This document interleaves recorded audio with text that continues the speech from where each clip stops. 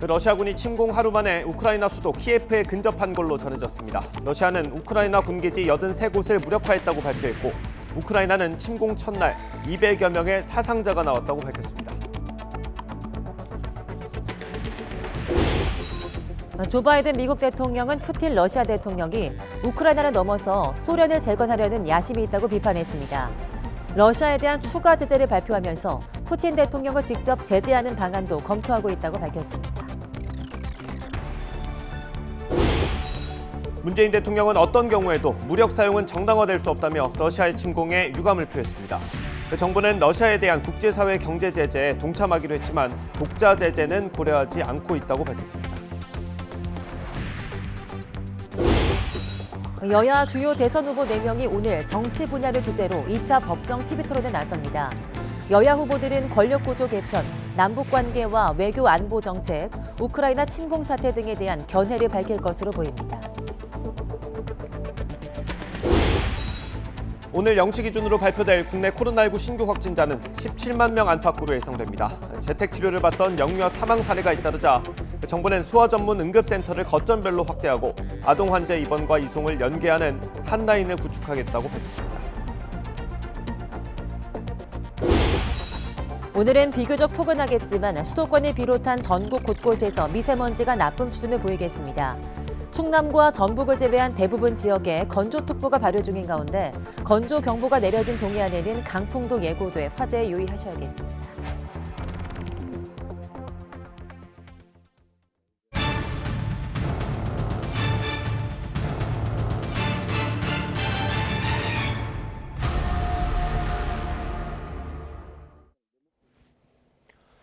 시청자 여러분 안녕하십니까? 네, 2월 25일 굿모닝 YTN 시작합니다. 러시아가 우크라이나 침공 하루 만에 수도 키예프를 포함한 주요 도시에 근접한 걸로 전해졌습니다. 우크라이나는 키예프 시내 병력을 배치하고 서방 세계 지원을 호소하고 있습니다. 보도에 이상순 기자입니다. 현지 시각 24일 우크라이나의 수도 키예프 인근에서 폭발음과 함께 화염이 솟구칩니다. 러시아군의 침공 개시 몇 시간 만입니다. 추 이브 지역에도 폭탄이 떨어져 피해가 속출했습니다.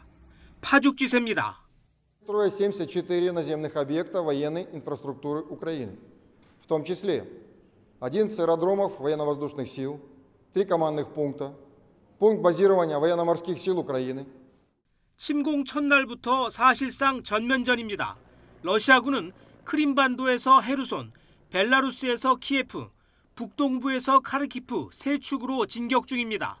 친러시아 반정부 세력 도네츠크와 루간스크 인민공화국의 군대도 우크라이나군의 방어망을 뚫고 6에서 8km 전진한 곳으로 전해졌습니다. 우크라이나의 2대 도시 카르키프는 러시아군의 공습과 진입에 대비해 시민들이 지하철역 등으로 대피하고 있습니다. Я боюсь ехать. Я не буду ехать. Я не знаю, что там дальше происходит. 수도 키예프에도 곳곳에 군병력이 배치돼 러시아군의 진입에 맞설 준비를 하고 있습니다. 젤렌스키 우크라이나 대통령은 대국민 성명을 통해 미국과 유럽 등 자유세계의 지도자들에게 도움을 호소하고 있다고 밝혔습니다. Сьогодні не допоможете. Якщо ви потужно не допоможете Україні, то завтра війна постукає в ваші двері. Слава Збройним силам України! 하지만 푸틴 러시아 대통령은 젤렌스키 정권을 극우 민족주의, 신나치주의 정권이라고 비난해왔습니다. 러시아는 우크라이나를 점령할 의사가 없다고 하고 있지만 이번 침공을 통해 현 정부를 전복하고 군사력도 무력화한다는 목표를 달성하려 할 것으로 전망되고 있습니다. YTN 이상순입니다. 러시아 국방부는 현지 시각 24일 자국의 군대가 우크라이나의 육상 군시설 83곳을 공격해 무력화함으로써 침공 첫날 목표를 달성했다고 밝혔습니다. 스푸트니크 통신 등에 따르면 이고리 코네센코프 국방부 대변인은 러시아군의 공습으로 지상에 있는 우크라이나군 시설 83곳이 불능화됐다고 주장했습니다. 조 바이든 미국 대통령은 이번 공격이 계획됐던 거라면서 푸틴 대통령은 우크라이나에 만족하지 않을 거라고 말했습니다. 러시아의 첨단 기술에 대한 수출 통제와 함께 자산 1조 달러를 넘는 러시아 은행을 추가로 제재했습니다. 워싱턴 연결해서 자세히 알아보겠습니다. 강태욱 특파원. 네, 워싱턴입니다. 일단 바이든 대통령은 이번 공격이 미리 준비된 거라고 보는 겁니까? 네, 그렇습니다. 먼저 이번 러시아의 침공은 사전에 계획된 것으로 판단했습니다. 그러면서 푸틴 대통령은 야망이 우크라이나 침공에 그치지 않을 것이며 소련 재건을 원하는 것이라고 말했습니다. 이에 따라 푸틴은 국제 무대에서 왕따가 될 것이고 자신도 회담할 계획이 없다고 단언했습니다. 또 푸틴 대통령을 직접 제재하는 것도 테이블 위에 있다고 말했습니다. 네, 추가 제재도 내놓았죠. 어떤 것들입니까? G7 정상들은 회의 뒤 혹독하고 조율된 경제, 금융 제재를 부과하겠다고 공동 성명을 통해 밝혔는데요. 바이든 대통령은 G7 정상회의에서 러시아에 경제적으로 엄청나게 타격을 가하는 패키지를 진전시키기로 합의했다고 말했습니다. 그러면서 러시아가 달러와 유로와 파운드, 엔화로 사업할 수 있는 능력을 제한할 것이라고 설명했습니다. 이와 함께 미국은 러시아에 대한 반도체와 통신 장비 등 첨단 기술의 수출 통제를 시작하겠다며 이를 승인했다고 말했습니다. 또 앞서 러시아 국책은행을 포함한 2개 은행 제재에 이번에는 추가로 자산이 1조 달러 이상인 러시아 대형 은행도 제재한다고 밝혔습니다. 바이든 대통령은 이와 함께 군사적 측면 대응과 관련해 나토 안보와 방어력을 높이기 위해 미군을 증파하기로 했습니다. 이에 따라 로이드 오스틴 국방장관은 독일에 7,000명의 미군을 추가 파병하는 것을 승인했습니다. 지금까지 워싱턴에서 YTN 강태욱입니다. 북대서양 조약기구 나토는 러시아의 침공에 대응해서 동부 유럽 지역의 병력을 강화하겠다고 밝혔습니다. 다만 우크라이나에 병력을 보낼 계획은 없다고 거듭 강조했습니다. 김종균 기자입니다. 나토는 우크라이나와 가까운 동맹국 동부에 병력을 추가로 배치할 것이라고 밝혔습니다. 나토 사령관들이 병력을 더 용이하게 이동시킬 수 있도록 하는 방위 계획을 가동했습니다. 나토 방위 계획은 2014년 러시아의 우크라이나 크림반도 합병 이후 마련된 것인데 나토가 이를 가동한다고 공개적으로 밝힌 것은 처음입니다.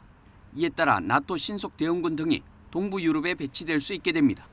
나토는 100대가 넘는 전투기를 경계태세에 두고 루마니아, 불가리아에 전투 부대를 만들 계획입니다. 다만 나토 병력 강화는 동맹국 내에서 방어적인 차원에서 이루어지는 것이라고 강조했습니다. NATO troops at all inside Ukraine. We have made it clear that we don't have any plans and intention of deploying NATO troops to Ukraine. 유럽연합 EU 회원국 정상들은 브뤼셀에서 예정된 특별 정상회의에서 러시아를 겨냥한 추가 경제 제재 패키지를 채택할 것으로 전해졌습니다. 여기엔 EU 내 러시아 자산 동결, 러시아 은행의 EU 금융시장 접근 차단 등이 포함될 것으로 보입니다. 또 핵심 기술에 대한 수출 통제, EU 입국 제한 등도 검토되고 있습니다.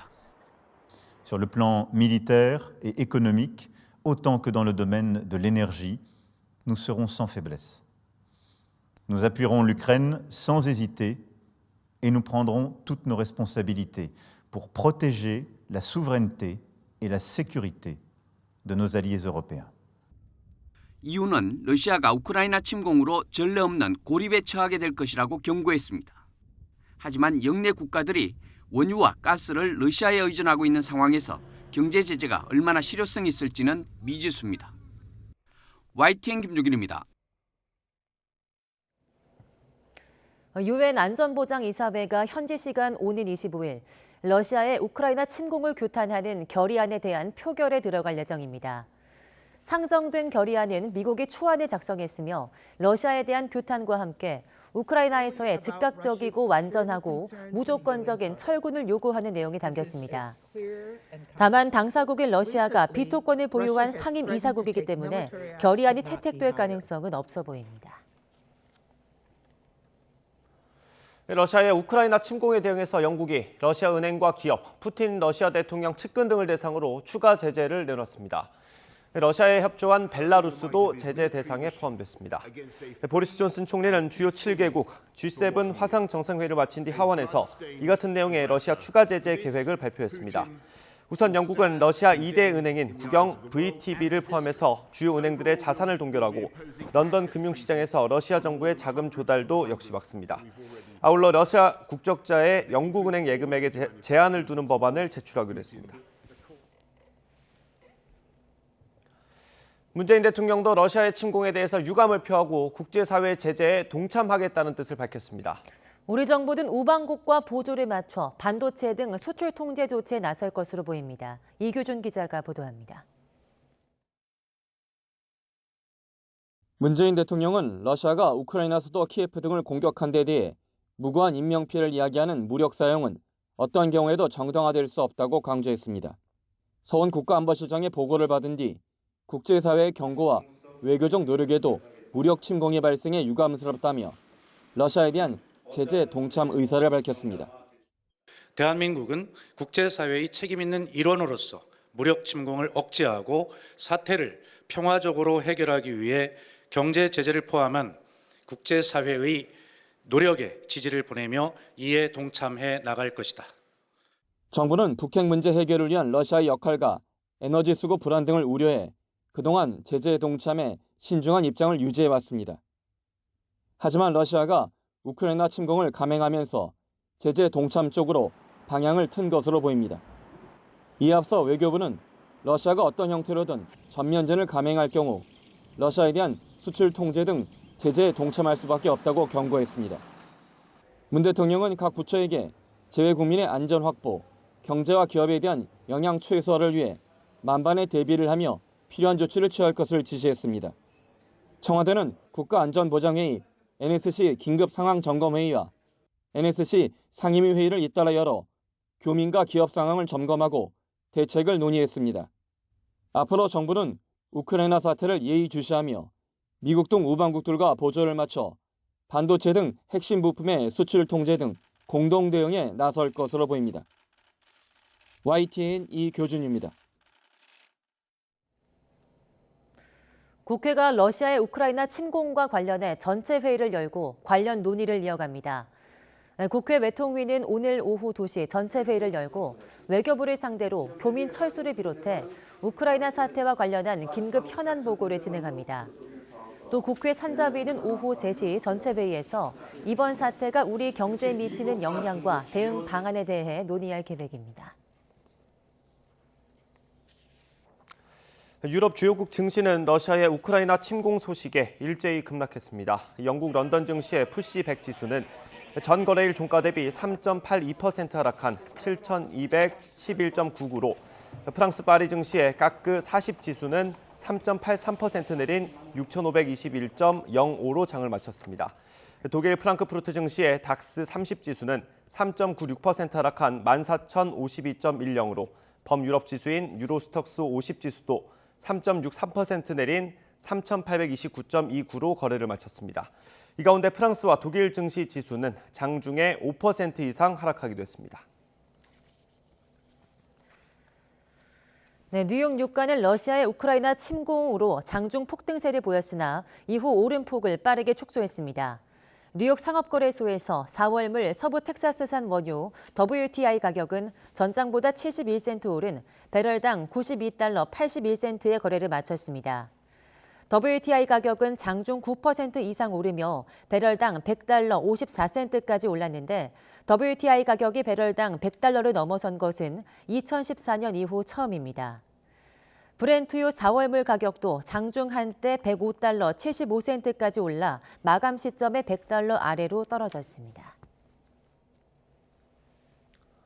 네, 어제 우리 코스피도 급락하고 원달러 환율은 1,200원대를 돌파했습니다. 네, 원자재 수급난 등이 우려되는 만큼 산업계는 상황을 예의주시하고 있습니다. 강희경 기자입니다. 우크라이나 사태를 둘러싼 긴장 고조가 국내 주식시장에 직격탄을 날렸습니다. 러시아의 우크라이나 침공 소식이 전해지면서 코스피가 급락한 겁니다. 코스피는 장중 한때 2.7% 넘게 떨어진 뒤 2648.8에 장을 마쳤습니다. 전날보다 2.6% 떨어진 수치입니다. 개인이 1조 원 넘게 순매수했지만 외국인과 기관이 순매도하며 지수를 끌어내렸습니다. 결국 지난달 27일 이후 한 달 만에 가장 낮은 수치를 기록했습니다. 상대적으로 안전자산인 달러의 수요가 몰리면서 원달러 환율은 급등했습니다. 0.88%, 10원 넘게 오른 1202.5원의 거래를 마쳤습니다. 긴장이 완화될 때까지는 당분간 주식시장과 외환시장 모두 비슷한 흐름이 이어질 것으로 보입니다. 전면전에 대한 걱정들이 커지고 있는 상황이고 글로벌 금융시장 전반적으로는 안전자산 선호, 위험자산 회피 심리가 커지고 있다. 이로 인해서 원화 약세, 원달러율 상승, 주식시장 급락 계속되고 있다고 보고 있습니다. 국내 산업계의 긴장감도 고조되고 있습니다. 사태가 길어지면 원자재 수급난과 수출 제한, 유가 급등 등으로 타격이 불가피하기 때문입니다. 사태가 길어지면 부품 수급이나 비용 관련 문제가 커질 수 있고 무역 제재 얘기도 나오고 있어서 상황을 계속 예의주시하고 있습니다. 정부는 전담 창구를 개설해 국내 기업 등을 대상으로 취급 제품이 수출 통제 품목에 해당하는지 상담을 지원하기로 했습니다. 또 우크라이나 현지에 진출한 우리 기업 13개사의 주재원 43명을 모두 대피시킨 데 이어 상황을 실시간으로 점검하고 업계 지원 방안도 마련해 나간다는 방침입니다. YTN 강희경입니다. 네, 이제 12일 앞으로 다가온 대선 관련 소식 짚어보겠습니다. 이재명, 윤석열 양강 두 후보의 지지율이 여전히 초박빙입니다. 야권 단일화가 막판 변수가 될 거라는 전망이 나오면서 국민의힘에선 국민의당과 소모적인 논쟁을 하지 말라는 말이 나왔습니다. 박석영 기자의 보도입니다. 대선까지 이제 10여일, 이재명, 윤석열 후보는 오차범위 안에서 접전을 벌이고 있습니다. 지난 21일과 22일 한국갤럽이 머니투데이 의뢰로 실시한 조사에서 민주당 이재명 후보 지지율은 38.3%, 국민의힘 윤석열 후보는 39%였습니다. 비슷한 시기 이뤄진 리얼미터나 전국 지표조사 여론조사도 크게 다르지 않습니다. 남은 시간 작은 변수에도 결과가 바뀔 여지가 있는 겁니다. 특히 야권 후보 단일화가 결렬된 이후 지지율 격차는 줄어드는 양상을 보입니다. 국민의힘에서도 단일화를 그냥 넘겨보낼 수는 없는 이유입니다. 국민의힘 권영세 본부장은 이준석 대표와 국민의당 이태규 총괄선대본부장 사이 오간 설전을 의식한 듯 자제령을 내리며 관계 수습에 나섰습니다. 불필요하고 소모적인 논쟁이 발생하지 않도록 모두가 조심해야 될 때입니다. 당대표를 비롯해서 우리 모두가 사감이나 사익은 뒤로 하고 정권 교체라는 대의를 앞세워야 할 때입니다. 당사자인 윤석열 후보와 안철수 후보의 움직임은 아직 포착되지 않고 있지만 지금 시간은 다 지났습니다. 그래서 제가 결렬 선언을 한 겁니다. 뭐 어떤 연락도 받지 못했습니다. 안철수 후보 직접 만나실 계획은 없으신가요? 민주당도 3지대 후보들에게 연대의 손짓을 보내는 만큼 국민의힘도 어떤 식으로든 다시 접촉을 시작하지 않겠냐는 분석이 나옵니다. 막바지에 이른 대선 전국, 양강 후보가 접전을 벌이면서 어느 쪽도 단일화의 끈을 놓기는 어려워졌습니다. 하지만 섣부른 단일화는 오히려 역풍을 불러올 수도 있다는 점에서 결국 치열한 명분 싸움이 벌어질 것으로 예상됩니다. YTN 박석영입니다. 네, 이렇게 야권의 단일화 논의가 지지부진한 틈을 타서 민주당은 다당제를 보장하는 정치개혁 카드를 내놨습니다. 하지만 정작 제3지대 후보들은 시큰둥한 반응입니다. 김태민 기자가 보도합니다. 통합 정치를 거듭 강조하던 민주당 이재명 후보가 3지대 후보들을 향해 보다 적극적으로 손을 내밀었습니다. 거대 양당의 독식 구조를 깨고 잘하기 경쟁을 해보자며 다당제 연합 정치를 위한 공동 개혁을 제안했습니다. 제3의 정치, 제3의 선택이 가능한 그런 정치 체제로 우리가 완전히 바꿔야 합니다. 이게 바로 더 나쁜 정권 교체를 넘어서서 진정한 정치를 교체하는 거 아니겠습니까, 여러분? 여기에 발맞춰 민주당은 그 구체적 실현 방안으로 대통령 4년 중임제와 대선 결선 투표제 개헌을 제시했습니다. 3지대 정당들의 수건이었던 국회의원 연동형 비례대표제 등 선거제도 개혁도 함께 추진하겠다고 강조했습니다. 이재명 후보와 더불어민주당은 국민통합정부, 다당제 국민통합국회, 본권과 협력의 민주적 권력 구조 등 시대적 요구를 담아 국민통합 정치개혁안을 마련했습니다. 하지만 대선 막바지에 날아온 연대 제안에 다른 후보들은 진정성에 대한 의심의 눈초리를 보냈습니다. 민주당의 제안 직후 취재진과 만난 국민의당 안철수 후보는 시큰둥한 반응을 보였고 저는 들은 바 없습니다. 그렇게 소신이 있으면 그렇게 실행을 하시면 되지 않겠습니까? 정의당 심상정 후보는 정치개혁은 민주당이 선거 때마다 해왔던 이야기라며 말보다는 실천이 먼저라고 꼬집었습니다. 그동안에 이행하지 않으신 거, 또 정치개혁 선거법 바꿔놓고 배신한 거, 이게 문제이기 때문에 더불어민주당이 선거에 활용하지 말고. 새로운 물결 김동연 후보 역시 문제는 진정성과 실천에 있다며 민주당이 선거 전략만 고민하는 양치기 소년은 아닌지 의문이라고 지적했습니다. 국민의힘은 민주당의 연대 제안을 두고 진정성 없는 계약쇼이자 선거용 고육지책이라고 맹비난했습니다. 대선을 10여일 앞두고 아슬아슬하게 이어지는 초박빙 판세를 깨기 위해 민주당은 연합전선 구축이란 막판 승부수를 던졌지만 당사자들의 싸늘한 반응 속에 그 효과는 미지수로 남을 전망입니다. YTN 김태민입니다.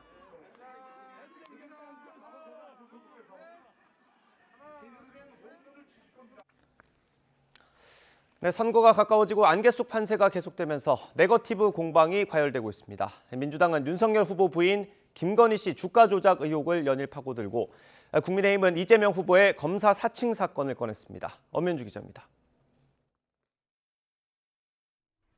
민주당은 윤석열 후보의 부인 김건희 씨에 대한 추가 의혹을 들고 나왔습니다. 기존 도이치모터스 주가 조작 사건 외에 윤 후보가 중앙지검장으로 취임할 당시 김 씨가 또 다른 작전주를 보유하고 있었다는 내용입니다. N사의 주가가 급등한 당시 매출액보다 영업 적자가 많은 상태였고 특별한 주가 급등 사유가 없었다고 합니다. 하지만 윤석열 후보가 중앙지검장으로 취임한 직후 단기간에 1,400원까지 올랐습니다. 국민의힘은 즉각 터무니없는 거짓이라며 김 씨가 손해를 보고 매도했다고 반박했습니다. 그러면서 과거 이재명 후보의 검사 사칭 사건을 꺼내 설계자라고 규정하며 반격에 나섰습니다. 앞서 이 후보가 선거 공보물에 해당 정과에 대한 해명을 당시 취재했던 PD 탓으로 돌린 듯한 내용으로 내놓자 PD가 기자회견을 자처해 모욕감을 느낀다고 밝혔기 때문입니다. 제게 추가 질문사항을 메모하거나 간단하게 적어주거나 나지막한 목소리로 보충 설명하고 만족한 답변이 없을 때는 자기가 동그라미를 이렇게 했어요. 이게 나와 있습니다. 판결문에. 이 판결문에서 지금 이야기하는 내용들이 다 사실이라는 얘기입니다. 이에 대해 민주당은 과거 이 후보가 PD를 도와주다 누명을 썼다는 취지로 답변한 것에 대해 무죄 판결을 받았다며 법적으로 아무 문제 없다고 일축했습니다. 이와 함께 국민의힘은 박범계 법무부 장관이 이 후보의 선거운동용 단체 대화방에 포함된 것을 문제 삼았습니다. 민주당은 박 장관 본인 의사와 상관없이 일방적으로 초대된 거라고 해명했지만 국민의힘은 정치적 중립을 위반했다고 거세게 반발했습니다. 박범계 법무부 장관은 선거 중립 의무를 저버렸다는 의심을 사면서까지 이재명 선대위 특보단 텔레그램방에 들어가 있는 이유가 무엇입니까? 박 장관은 문제의 텔레그램방에서 선거와 관련된 어떤 정보를 공유했습니까? 여기에 민주당 진성준 의원이 윤 후보의 어퍼컷 세리머니를 겨냥해 룸사롱에서 하는 거라며 원색적으로 비난해 논란이 일자 검사들이 룸사롱에 가서 술을 먹고 노래를 부르다가 점수가 잘 나오면 어퍼컷을 한답니다. 술꾼 후보 어디로 보내야 됩니까? 라마다로 보냅니까? 국민의힘은 과거 5.18 전야제 당일 광주 지역 룸사롱에 민주당 의원들이 갔던 사실을 언급하며 586 주특기 아니냐고 비꼬았습니다. 지지율이 다시 접전 양상으로 바뀌면서 더욱 과열된 의혹 제기와 네거티브 공방이 유권자들의 눈살을 찌푸리게 하고 있습니다. YTN 엄은주입니다.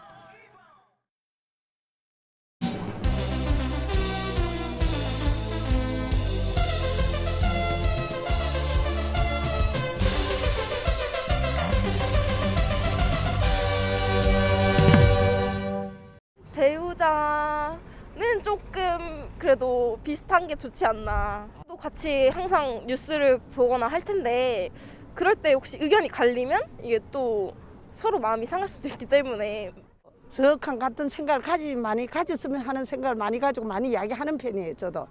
저도 사유가 있고 며느리 있고 하는데 대화를 하다가 보면 어른들 말을 들으라는 쪽이 좀 많이 강요를 하는 편이에요, 저는. 비슷한 사람을 좋아하고 끼리끼리 어울리는 건 본성 같은 겁니다. 하지만 정치의 역할 중 하나가 사회 통합이라는 점을 고려해보면 정치 성향이 다르다고 배척하는 걸 당연하게만 여길 수는 없습니다. 믿고 싶은 것만 믿게 만드는 유튜브. 정치권에서 끊임없이 쏟아지는 독한 말들. 이 같은 미디어 환경의 변화와 이번 선거 양상이 유권자의 인간관계에 어떤 영향을 미치고 있을까? 다른 정당 지지자에 대한 호감도를 물었습니다. 더불어민주당과 국민의힘 지지자들이 서로에게 준 점수는 1, 2점대. 극도의 비호감을 보였습니다.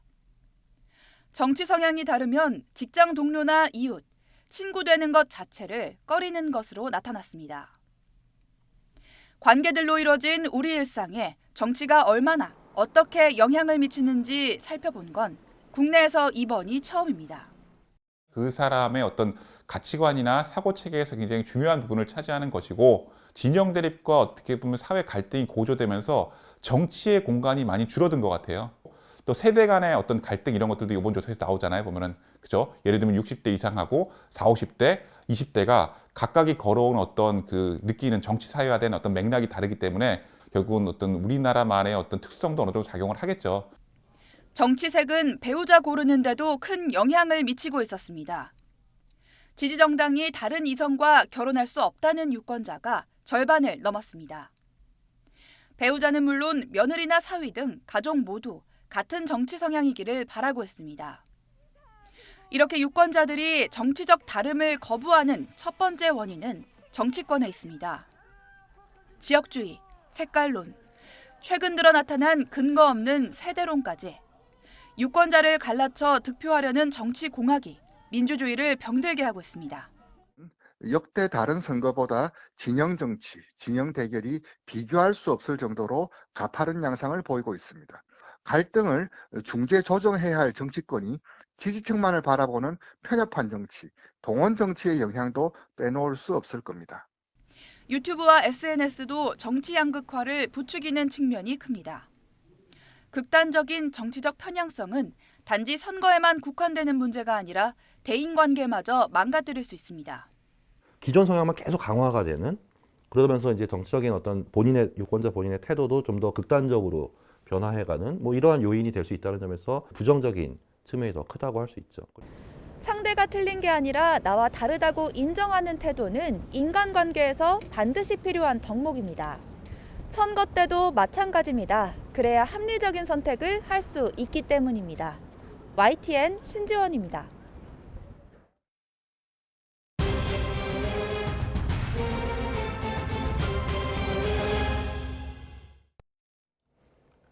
네, 이어서 코로나19 소식입니다. 오미크론 변이가 빠르게 확산하면서 어젯밤 9시까지 전국에서 신규 확진자가 14만 명 넘게 나왔습니다. 어제 0시부터 밤 9시까지 전국 17개 시도에서 14만 3,229명이 확진 판정을 받아 같은 시간대 최다였던 그제보다 18,153명이 적습니다. 오늘 발표될 신규 확진자 수는 이보다 더 늘어서 17만 명 안팎을 기록할 것으로 보입니다. 네, 정부가 의료진이 시행하는 신속 항원 검사에서 양성이 나오면 확진으로 보고 치료와 격리가 가능하도록 하는 방안을 검토하고 있습니다. 또 침을 이용한 PCR 검사가 정식 허가를 받는다면 방역 당국이 사용을 검토하기로 했습니다. 이동호 기자입니다. 코로나19 환자가 급증하면서 PCR 검사를 받으려는 줄이 길게 늘어서 있습니다. PCR 검사 용량이 턱 밑까지 차올라 번호표를 주며 다음 날에 검사하기도 합니다. 이런 상황에서 의료진이 시행하는 신속 항원 검사의 경우 양성률 정확도가 90%를 넘어선다는 판단에 따라 정부는 신속 항원 검사 양성 결과만으로 확진 판정을 내리는 방안을 검토 중입니다. 신속 항원 검사 이후 PCR 검사에 따른 확진까지 하루 이상의 공백이 생기면서 가족들 간의 추가 확산의 위험이 커지고 치료제 투여도 늦어진다는 우려 때문입니다. 특히 코로나 감염으로 아픈 환자들에게 선별 검사소까지 이동해 PCR 검사를 받게 하는 것이 맞느냐는 현장 의료진의 의견도 이어졌습니다. 하지만 전문가들의 의견은 엇갈렸습니다. 증상이 있어서 신속 항원을 해도 양성이 나오면 거의 맞다고 보시면 되기 때문에 굳이 PCR로 확인하지 않더라도 일반 관리군은 그냥 스스로 자가격리하는 거고, 또 고위험군 같은 경우도 PCR을 하게 되면 하루 이상 시간이 걸리잖아요.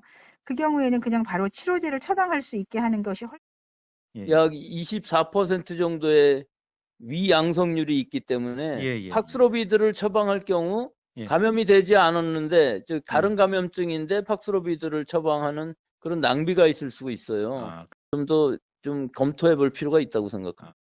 이런 가운데 방역당국은 코 속이 아닌 목구멍 근처에서 검체를 채취하는 타액 PCR 검사가 정식 허가를 받는다면 사용을 검토하기로 했습니다.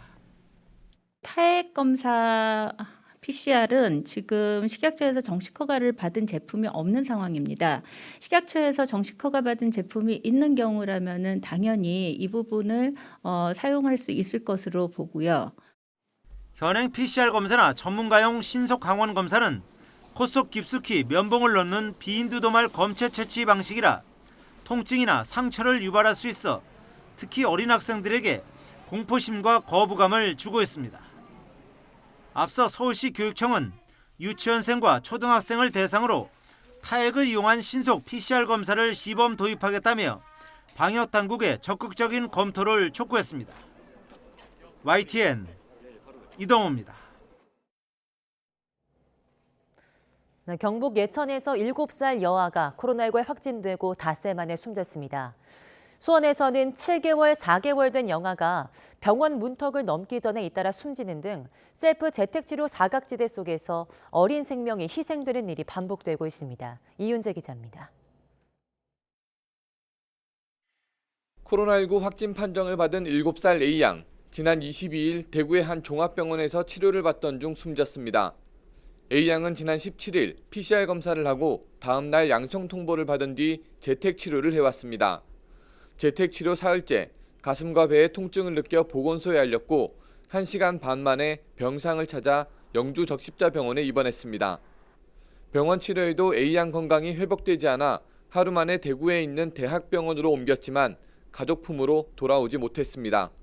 모니터링하고 하면서 그런 기저질환이 없는 걸로 그렇게 조사가 돼 있더라고요. 신속하게 아주 도에서도 담당 과장이 직접 병상 챙기고 해서 바로 배정받아가지고 소방 119 통해가지고 바로 병원 이송했죠.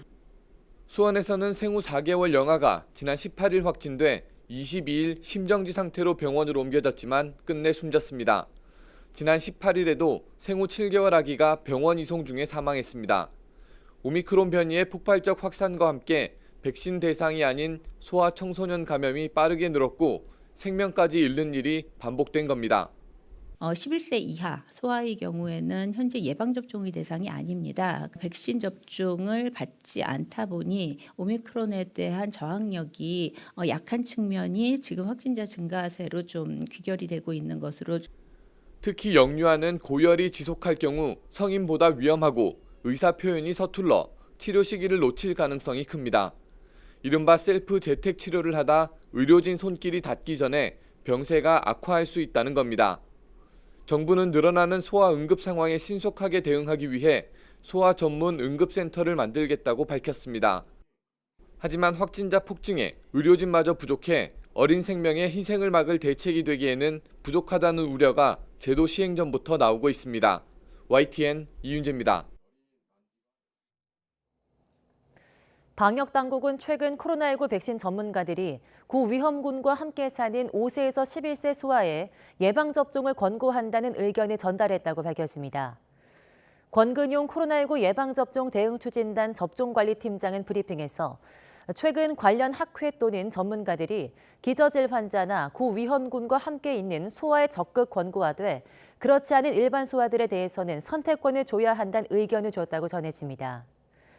또 5세에서 11세 소아가 맞을 수 있는 백신의 수급 상황에 대해서는 충분한 양이 확보돼 있다고 설명했습니다. 당국은 최근 11세 이하 연령에서 코로나19 환자들이 다른 연령에 비해서 빠르게 증가하고 있다며 해당 연령대를 대상으로 백신 접종을 서두를 계획입니다. 코로나19 방역 조치로 피해를 본 소상공인을 대상으로 한 2차 방역 지원금이 이틀 만에 전체 대상자의 68%에게 지급됐습니다. 중소벤처기업부는 그제부터 어제 오후 4시까지 226만 명에게 300만 원씩 모두 6조 7천억 원을 지급했다고 밝혔습니다. 첫 이틀간 홀짝제로 운영된 2차 방역 지원금 신청은 오늘부터는 누구나 신청할 수 있습니다. 다단계 방식으로 1,300억 원대 가상화폐를 불법으로 판매한 일당이 적발됐습니다. 주로 노년층과 주부를 노렸는데요. 뽀로로와 BTS를 내세운 허위 정보에 3만 명이 속아 넘어갔습니다. 구수본 기자입니다. 웅장한 음악과 함께 시작하는 기업 홍보 영상. 콘텐츠부터 블록체인, 자산 운용 등 다양한 사업을 하는데 특히 BTS와 뽀로로를 내세워 관련 사업도 진행한다고 강조합니다. BTS, 서울시와 함께 디스커버 카드를 운영합니다. 뽀로로의 다양한 콘텐츠를 세계에 소개합니다. 이들은 이렇게 홍보하며 고령층과 주부 등을 상대로 코인 투자 설명회를 열어 5개월간 3만 명이 넘는 회원을 모집했습니다. 한 구좌당 120만 원을 입금하면 판매 수당과 코인을 지급하고 원금과 고수익을 보장한다며 투자를 권유해 1,300억 원을 끌어모았습니다. 또 회원 가입 실적에 따라 수당을 지급하는 다단계 방식을 이용했는데 대다수 회원은 수당을 받지 못한 것으로 조사됐습니다.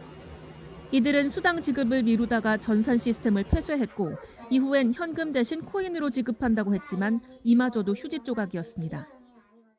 못 받은 돈이 한 2천만 원 가까이 되는 거죠.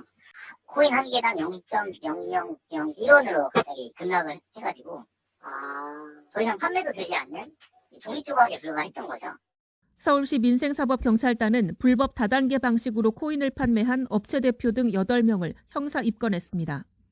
회원 모집을 이 업체에서 3개 상호를 갖다 바꿔가면서 했고요. 투자금 모집은 그 차명 계좌, 다른 4개 회사의 그 8개 계좌에서 이 1,300억 원을 갖다 수신한 겁니다. 서울시는 코로나19로 인한 경기 침체와 시중은행의 저금리로 마땅한 투자처를 찾지 못하는 서민 투자자를 대상으로 한 금융 다단계 사기에 대해 각별한 주의가 필요하다고 강조했습니다. YTN 구수본입니다. 어제 오후 4시 40분쯤 부산 해운대구에 있는 아파트 8층 에어컨 실외기에서 불이 났습니다. 불은 20분 만에 진화됐지만 아파트 배관을 따라 14층에서 16층 외벽 실외기에 불이 번졌다가 다시 꺼졌습니다. 이 불로 아파트 주민 수십 명이 대피했지만 다친 사람은 없었습니다. 오늘 아침은 볼에 닿는 공기가 어제와는 확연히 다릅니다. 현재 서울 기온은 영하 3도로 어제 같은 시각보다 5도나 높은데요. 한낮에는 서울 기온이 영상 9도까지 오르면서 포근함이 감돌겠습니다. 다만 일교차가 10도 이상 크게 벌어지니까요. 심한 기온 변화에 감기 등 호흡기 질환에 걸리지 않도록 건강관리 잘해주시기 바랍니다. 오늘 전국 하늘에 가끔 구름만 많이 끼겠습니다. 다만 중부 내륙에는 낮 한때 빗방울이 떨어지는 곳이 있겠는데요. 비의 양이 적어서 대기의 건조함을 해소하지는 못하겠습니다.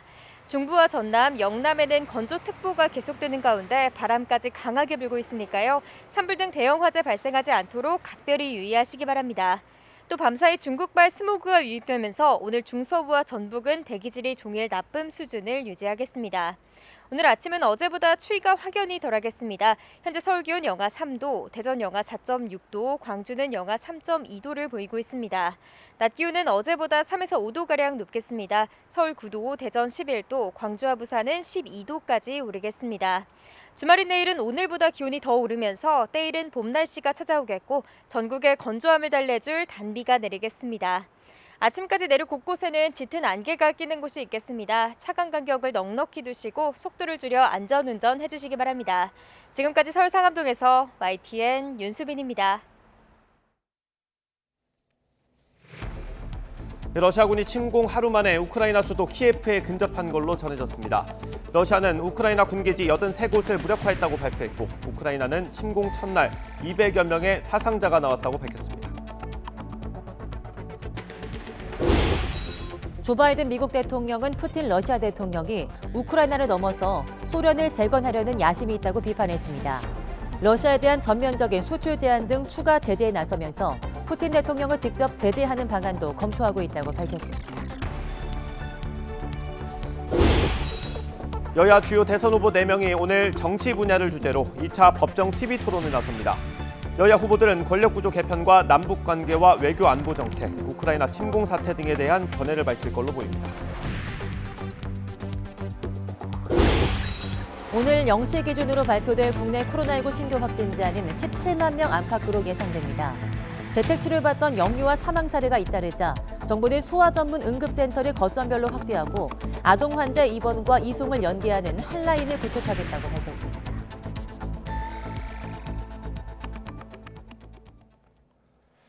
러시아가 우크라이나를 침공하면서 현지에선 폭발음과 삼광이 잇따랐습니다. 네, 우크라이나 국경에 피난 행렬이 이어지는 가운데 우리 대사관도 수도 키예프에서 비필수 직원의 잠정 철수를 결정했습니다. 우크라이나와 인접한 폴란드 국경 도시에 특파원 나가 있습니다. 이승윤 특파원. 네, 폴란드 국경 도시 프셰미실에 나와 있습니다. 네, 이승윤 기자, 지금 현지 시간이 밤 10시 정도 됐을 것 같은데 지금도 피난 행렬이 이어지고 있습니까? 네, 그렇습니다. 정말 기나긴 행렬이 점점 오후 그리고 밤으로 가면서 점점 더 길어지는 모습입니다. 특히 우리에게도 반가운 소식도 있는데요.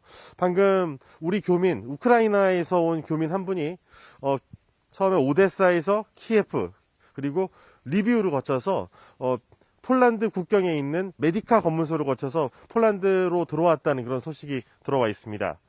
러시아가 우크라이나 삼면을 통해 공격을 시작하면서 우크라이나 곳곳에서 폭발음이 들리고 섬광이 이어졌습니다.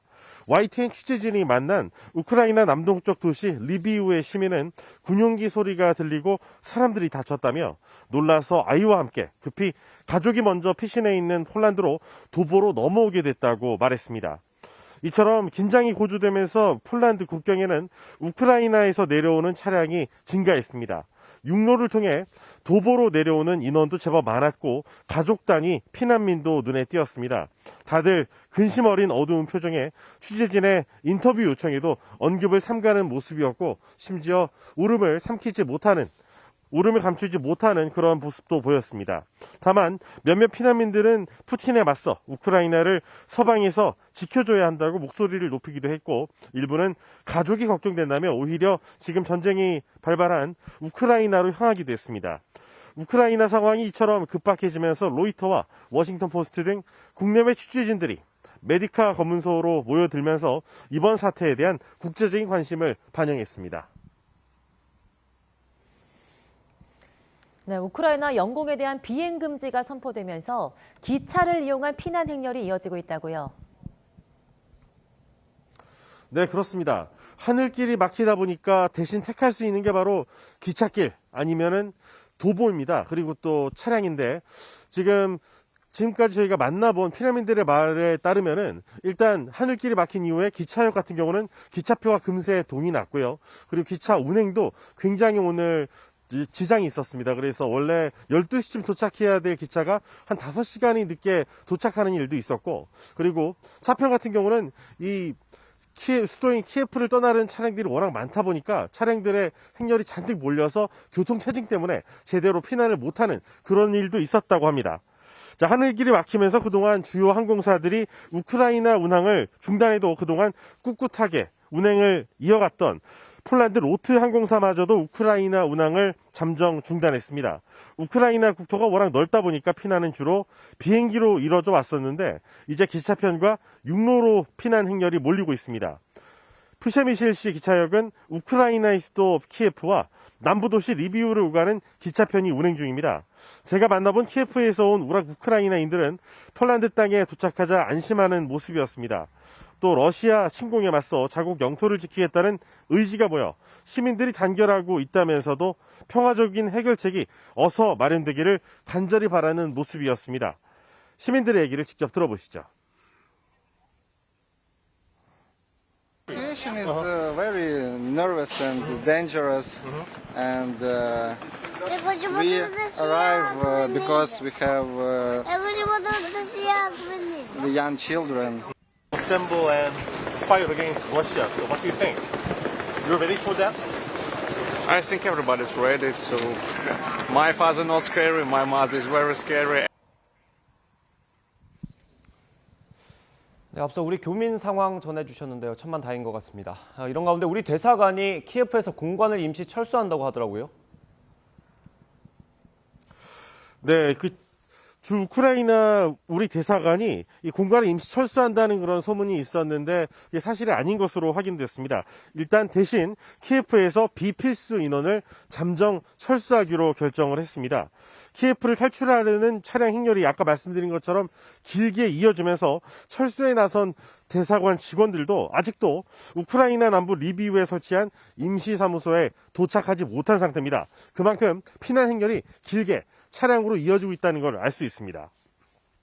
현재 우리 국민 60여 명이 우크라이나에 체류 중이고 현지에 진출한 국내 기업 13곳의 주재원 43명은 대피를 완료했습니다. 외교부는 잔류 교민들에게 만일의 사태가 발생하면 비교적 안전한 서부 지역, 그러니까 폴란드 국경과 가까운 지역 쪽으로 이동할 준비를 하라고 긴급 공지했습니다. 현재 우크라이나 주재 러시아 대사관과 영사관 직원 전원이 우크라이나를 급히 떠났고 일부 국가 대사관 직원들도 업무를 급히 중단하고 키예프를 떠났습니다. 프랑스와 스페인도 우크라이나에 있는 자국민들에게 즉시 출국을 권고했습니다. 주 폴란드 우리 대사관은 상황이 긴박해졌을 때 국민들의 빠른 피난을 위해 폴란드 국경 수비대를 방문해 협조를 요청했었습니다. 국경 수비대에 있는 구급차를 통해 신속 항원 검사가 가능한 만큼 꼭 항원 검사 음성 증명서를 가져올 필요는 없습니다. 아까 말씀드린 것처럼 오늘 밤 우크라이나 교민 한 명이 우크라이나 오데사에서 키예프, 리비우를 거쳐서 메디카 검문소를 통해 천신만고 끝에 폴란드로 입국했습니다. 이 밖에도 이달 중에 메디카 검문소로 우리 교민 5명이 폴란드에 입국했고 코르초바 검문소를 통해서 교민 1명이 입국하는 등 모두 6명의 교민이 폴란드에 육로로 입국한 셈입니다. 이문민 주 폴란드 대사는 수도 키예프가 공격받으면 서부 폴란드 국경으로 피난민이 더 몰릴 것으로 예상했습니다. 대사관은 우리 국민이 국경을 넘을 때 문제가 생기면 즉시 푸셰미실 주재 임시사무소에서 출동하기로 했고 피난민 숙소도 마련했다고 설명했습니다. 직접 들어보시죠. 행선지 이런 것들을 정하지 못하고 급히 대피하시게 되는 경우에는 저희가 지금 우리 한국 교민들이 그동안 한국 기업들이 많이 거주하고 있는 브로츠와프라는 그 시내에 그 대규모 한인 민박시설을 운영하고 있습니다. 네, 주 폴란드 대사관은 또 이 국경에서 피난민 수용 시설이 있는 폴란드 브로츠와프로 가는 버스도 준비했다고 덧붙였습니다. 오늘 취재를 하면서 가장 인상적인 장면이 몇 가지가 있습니다.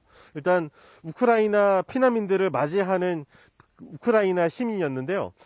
안전하게 일단 전화를 피해서 내려오는 동포들을 따뜻하게 안아주면서 생필품을 나눠주는 모습이 참 기억이 남고 그리고 눈물을 흘리면서 지금 조국에서 들려오는 가슴 아픈 소식에 눈물을 감추지 못했던 소녀의 모습도 기억이 납니다.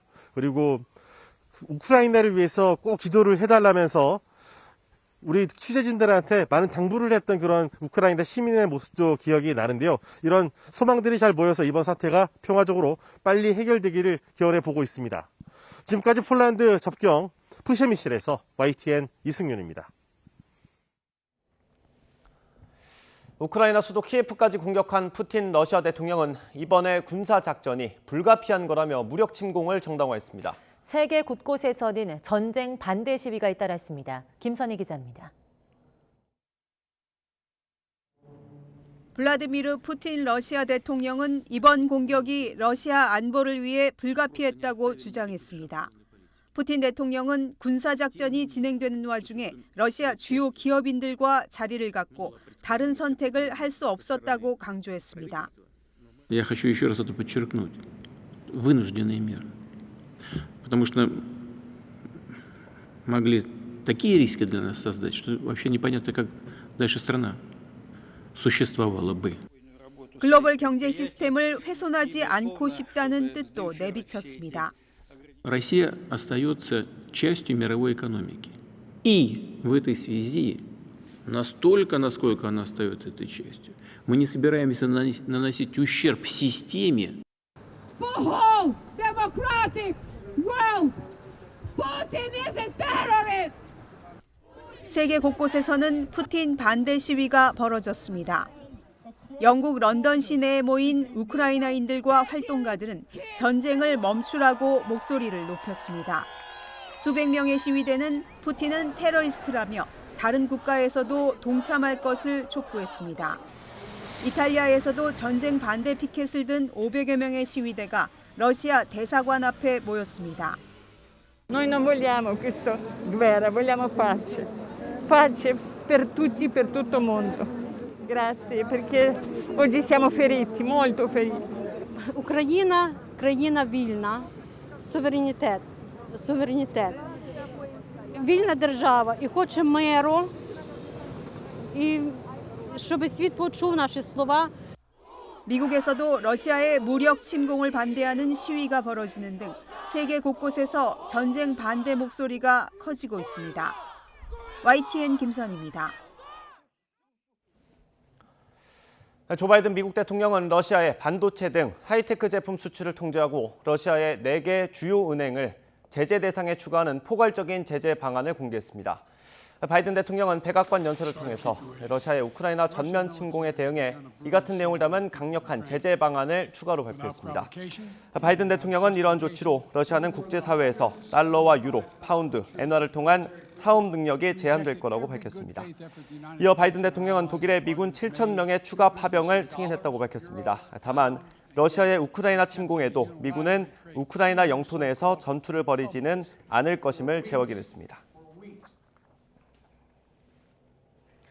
네, 유럽연합 EU 27개 회원국 정상은 러시아의 우크라이나 침공에 대응해서 금융과 에너지, 교통 부분과 수출 통제 등을 겨냥한 제재에 합의했다고 밝혔습니다. 이들은 벨기에 브뤼셀에서 열린 긴급 정상회의 뒤 성명에서 러시아에 크고 심각한 영향을 줄 추가 제재에 합의했다면서 이같이 밝혔습니다. 네, 이번에는 우크라이나 수도 키예프 현지 연결해서 자세한 상황 알아보겠습니다. 네, 키예프 국립외대에서 한국어를 가르치고 있는 강정식 교수님 전화로 연결돼 있습니다. 네, 교수님 나와 계십니까? 네. 네, 교수님 안녕하세요. 안녕하세요. 예, 일단 현지 시각이 밤 11시 정도 되는 걸로 알고 있습니다. 늦은 시각에 전화 연결해 11시 넘었습니다, 벌써. 11시 10분입니다. 예, 자정에 가까워지고 있군요. 늦은 시간에 전화 연결해 주셔서 너무 감사하고요. 일단 교수님 안전한 곳에 계신지 궁금합니다. 지금 계시는 곳이 키예프 시내입니까? 아닙니다. 키예프에서 좀 떨어진 데 있습니다. 시외. 시내에서 10km 정도 떨어진 곳에 있고요. 그 외신을 보면요. 6km. 예. 그 외신을 보면 체르노빌이 러시아군에 점령당했다는 소식이 있더라고요. 그곳과 한 100km 정도 떨어진 곳입니까? 네, 그렇습니다. 네, 그렇다면 현지 상황도 궁금합니다. 일단 러시아군 공격으로 폭발음이나 화재 또 연기 같은 게 지금 육안으로 확인되고 있습니까? 네.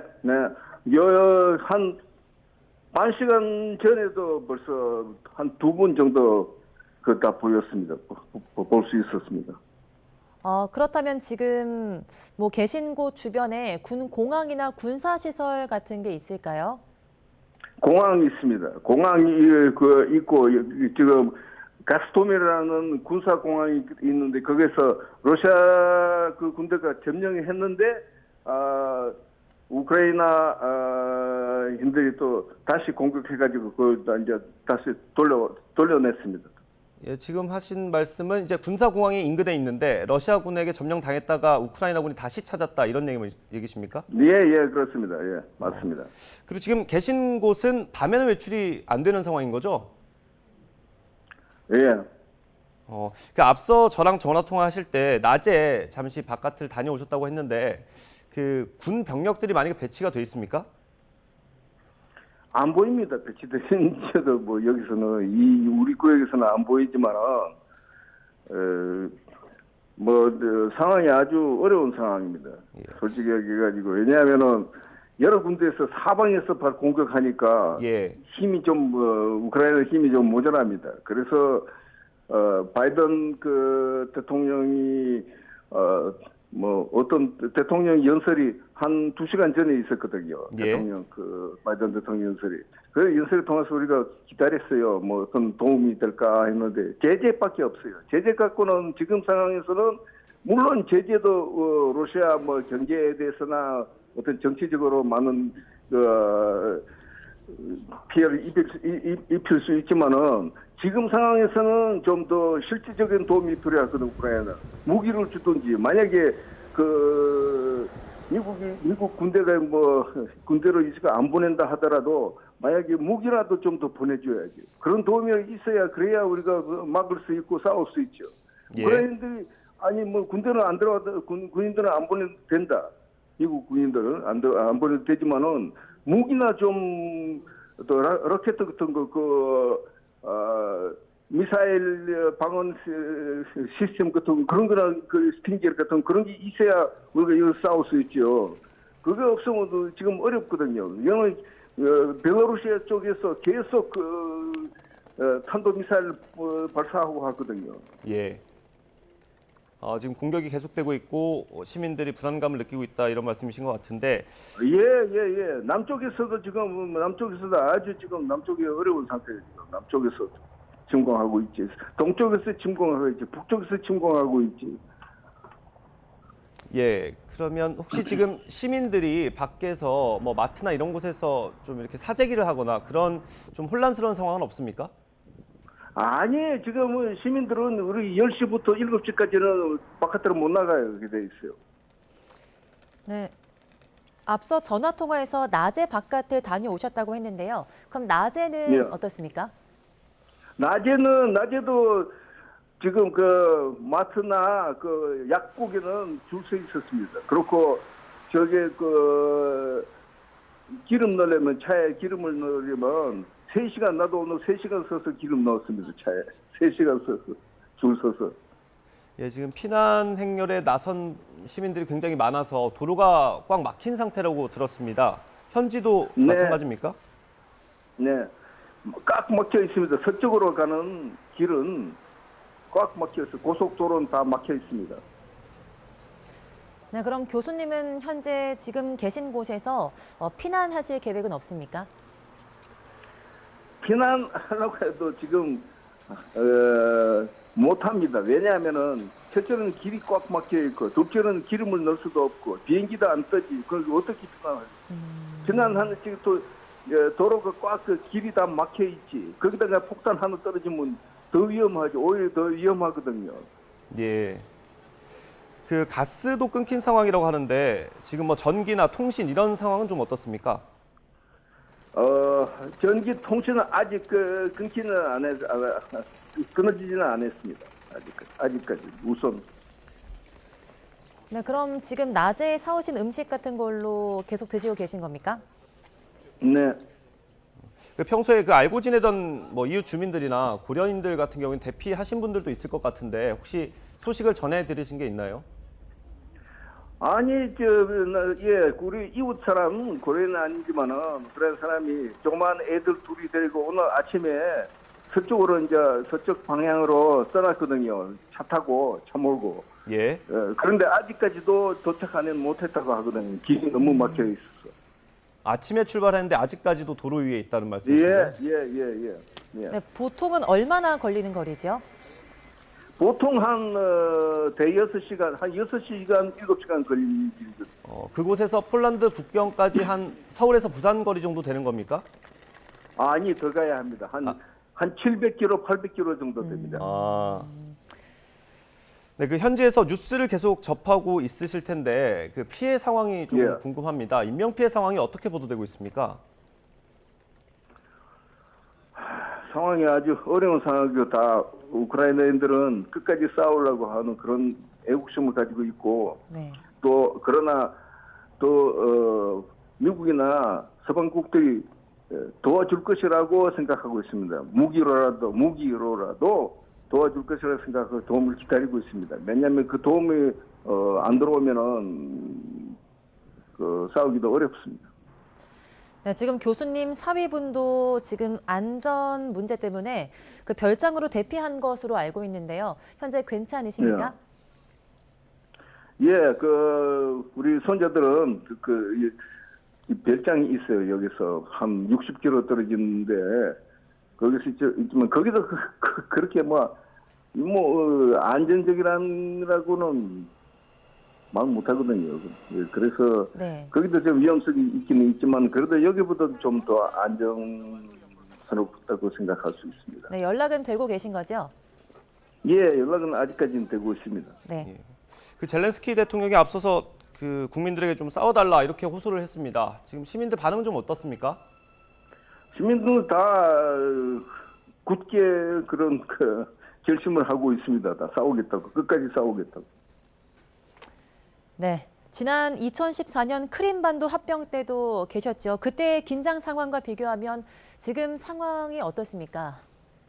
아니, 그때 상황하고 지금 상황을 비교할 수가 없습니다. 왜냐면 그때는 어떤 상황인가도 그 국민들 대부분이 모르고 있는 상태였습니다. 이거 무슨 일이 생긴, 이게 왜 이러냐, 그렇게 왜 그 러시아 사람들하고 우리가 싸워야 되냐, 총을 써야 되냐, 어째야 되냐, 어등뚱하게 그렇게 된 상태였습니다. 지금은 상태가 전혀 다릅니다. 지금은 완전히 러시아는 적이다, 푸틴은 적이다, 완전히 그렇게 생각하고 있으며 또 애국심이 훨씬 더 높아졌고 이제는 끝까지 싸우려고 하는 거예요. 네, 알겠습니다. 오늘 말씀 여기까지 듣겠습니다. 네, 키예프 국립외대에서 한국어를 가르치고 있는 강정식 교수님이었습니다. 네, 어려운 상황에서 연결해 주셔서 고맙습니다. 네.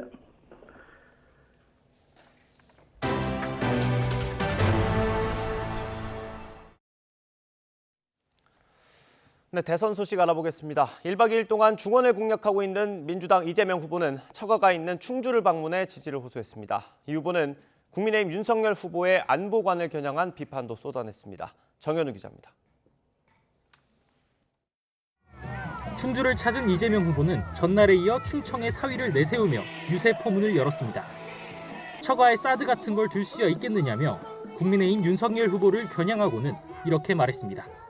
미국에서 이렇게 걱정하잖아요. 한반도의 전쟁 위기가 고조되고 있다. 이유가 4가지인데 그중에 하나가 윤모 후보의 당선 가능성이다.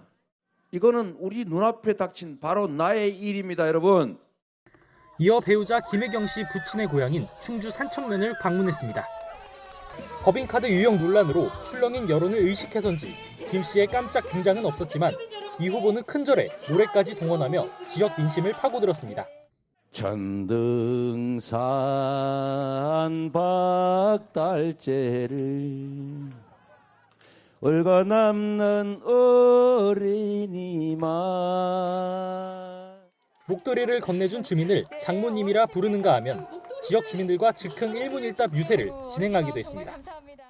셋째씩 낳고 그러면 이거 대학 등록금 이런 거 다 면제해주고 전부 다 지원금도 많이 올려주고 그러자. 확실하게 국가가 전부 책임지고 셋, 넷 막 낳고 싶게 이렇게 만들어 드려야 된다.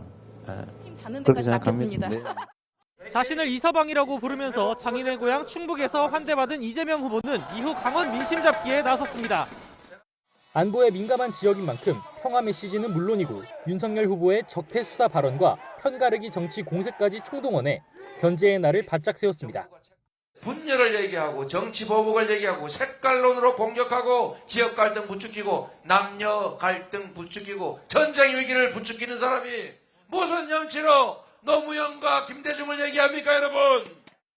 이와 함께 이 후보는 충청의 균형 발전과 농촌 기본소득, 강원 지역을 탄소 중립 거점 도시로 만들겠다는 공약을 제시하며 지역 표심을 공략했습니다. YTN 정현우입니다. 국민의힘 윤석열 후보는 이재명 후보의 정치적 고향인 경기도를 찾아서 정권 교체를 강조했습니다. 또 이재명의 민주당은 김대중과 노무현의 DNA를 물려받은 민주당과는 다르다고 비판했습니다. 김우중 기자의 보도입니다. 이재명 후보가 지사를 지낸 경기도 수원 팔달문 앞 시장 골목이 국민의힘의 붉은색으로 물들었습니다. 청중 앞에 선 국민의힘 윤석열 후보는 또다시 대장동 의혹을 꺼내들며 이재명 후보를 직격했습니다. 이 8,500억 김만배 일당 몇 사람 호주머니에 다 들어가고 없어진 걸까요? 아니면 많은 공범들이 갈라먹었을까요? 이런 사람이 이 민주당의 대통령 후보가 됐습니다. 한물간 좌파 사회혁명 이론에 빠진 운동권 세력이 끼리끼리 부패했다며 민주당과 정부도 정조준했습니다. 반복된 실수는 실수가 아니라면서 20차례 넘게 부동산 정책을 발표하고도 집값을 잡지 못한 정부 탓에 서민만 피해를 봤다고도 비판했습니다. 민주당은 집권 연장밖에 눈에 뵈는 게 없는 사람들입니다. 그러기 위해서 만들어놓은 정책들이 서민에게, 취약계층에게 더 고통을 가져다 줍니다. 민주당이 서민과 사회적 약자의 정당 맞습니까? 대선이 10일이 앞으로 다가온 가운데 이재명 후보의 정치적인 고향을 찾은 윤석열 후보는 적극적인 공세로 정면 돌파를 시도했습니다. 앞서 국회에서는 전직 국회의장을 비롯한 여야 원로들과 정권 교체 결의 대회를 열고 정파를 넘어선 국민 통합을 거듭 강조한 뒤 DJ와 노무현의 DNA를 가진 민주당도 찬란한 전통을 가졌다고 치켜세우면서 이재명의 민주당은 아니라고 선을 그었습니다. 지금 이재명의 민주당을 구성하고 있는 이 주역들은 이건 과거에 이런 멋진 찬란한 전통을 지닌 그런 민주당이 저는 아니라고 생각합니다. 손실보상 50조 원과 세대가 공평한 연금 개혁을 담은 정책 공약집을 공개한 윤 후보는 공정과 상식을 강조한 정책을 적극적으로 알린다는 계획입니다. YTN 김우준입니다. 중앙선거관리위원회가 주관하는 두 번째 법정 TV 토론이 오늘 저녁 8시부터 2시간 동안 진행됩니다. 지난 1차 토론회와 마찬가지로 이번에도 의석수와 일정 득표율을 충족한 민주당 이재명, 국민의힘 윤석열, 정의당 심상정, 국민의당 안철수 후보가 참석합니다. 토론 주제는 정치 분야로 여야 후보들은 권력구조 개편, 또 남북관계와 외교안보 정책 등을 놓고 자신의 구상을 밝힙니다. 특히 주도권 토론에서는 앞서 민주당이 제안한 정치개혁 방안과 함께 최근 쟁점으로 다시 떠오른 대장동 의혹 등을 두고 후보들 사이에 치열한 공방이 오갈 것으로 예상됩니다. 한국은행이 올해 소비자 물가 상승률을 10년 만에 3%대로 전망하면서 기준금리는 동결했습니다. 우크라이나 사태로 원자재 가격 급등이 예상돼 올 한 해 물가 상승이 최대 과제로 떠올랐습니다. 박병환 기자입니다. 한국은행이 올해 소비자 물가 상승률 전망치를 3.1%로 대폭 올려 물가 상승에 대한 높은 우려를 보여줬습니다. 지난해 11월에만 해도 2.0%로 전망했는데 1.1%포인트나 올린 것입니다.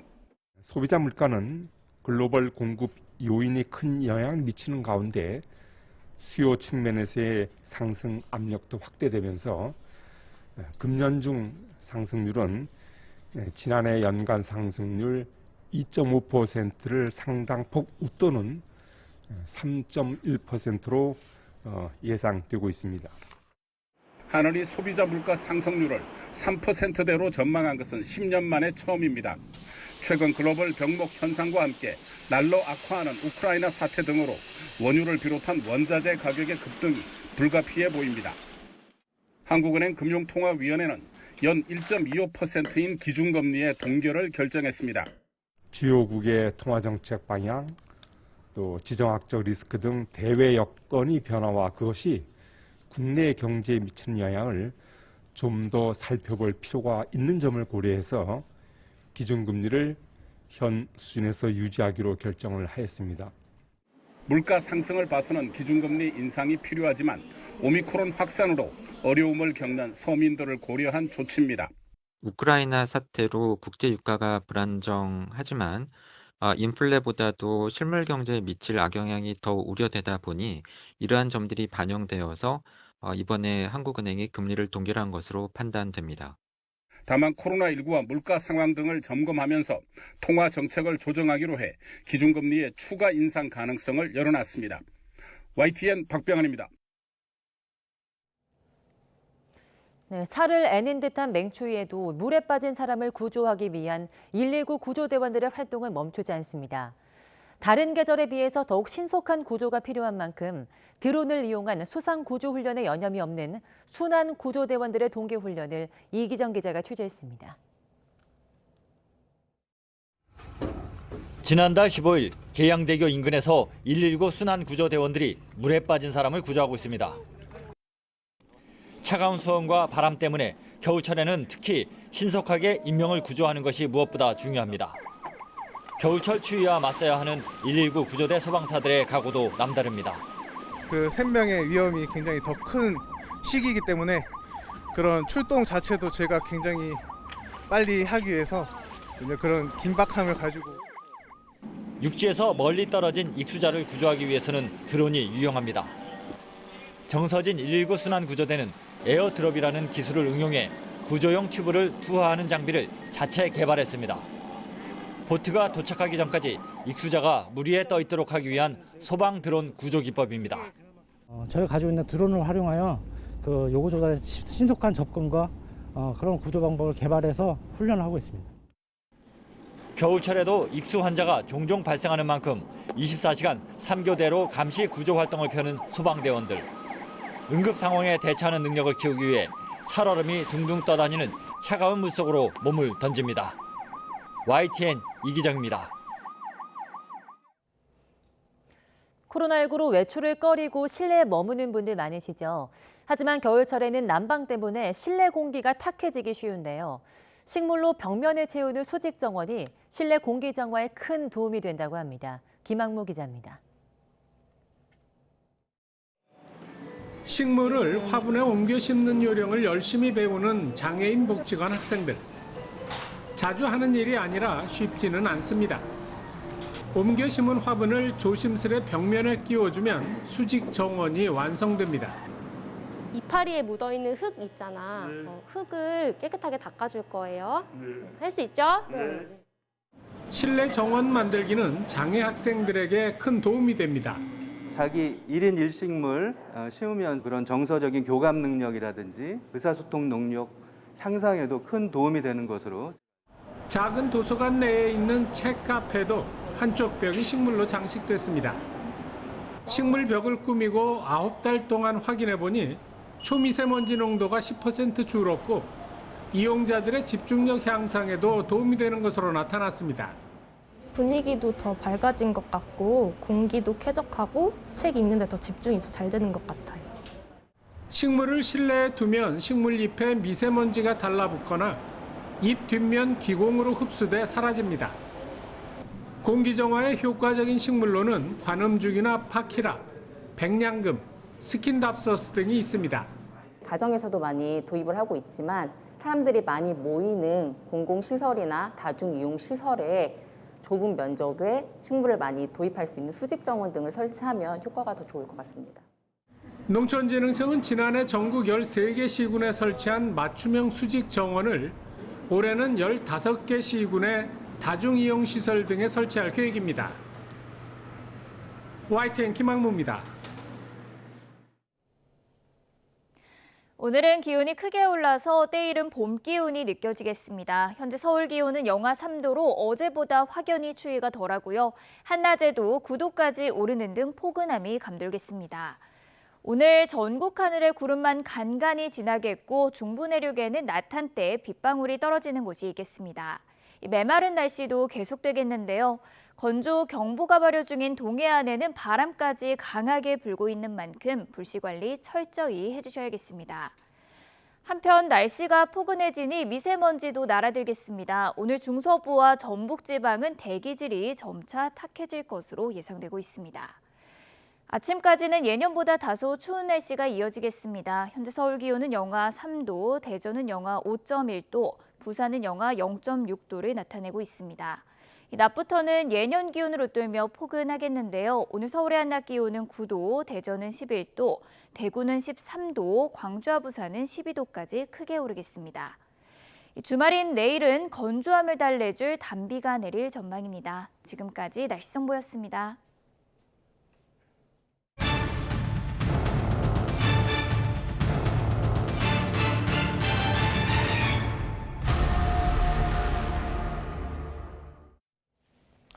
네, 굿모닝 YTN 이어갑니다. 러시아가 우크라이나 침공 하루 만에 수도 키예프를 포함한 주요 도시에 근접한 걸로 전해졌습니다.